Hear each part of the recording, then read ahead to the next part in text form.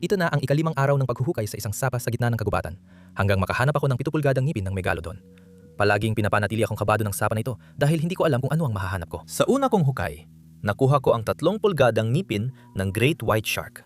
Sobrang saya ko noon. Isa ito sa pinaka-astig na ngipin ng pating na nahanap ko. Halos kasing ganda ng 7 pulgadang ngipin ng megalodon. Ang sunod na nahukay ko ay ngipin ulit ng Great White. Hindi ito kasing laki ng una ko nahanap. At ito ang karaniwang sukat dito. Sa kasamaang palad, hindi ito 7 pulgadang meg.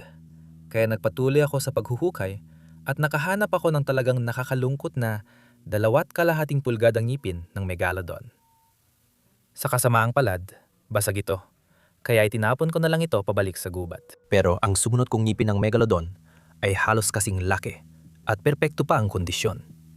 Hindi ko inakalang ganito pa kaganda para sa isang 10 milyong taong gulang. Katabi lang ng unang ngipin ng megalodon na ito, may isa pa talagang nakatabi dito. Maaari mukhang ordinaryong ngipin ng pating ito, pero ito ay ngipin talaga ng bagong silang na megalodon na pating. Malinaw na nasa tamang pwesto ako, kaya nagpatuloy ako at muling nakakuha ng ngipin ng megalodon. Medyo malungkot lang na wala akong nahanap na 7 pulgadang ngipin na yon.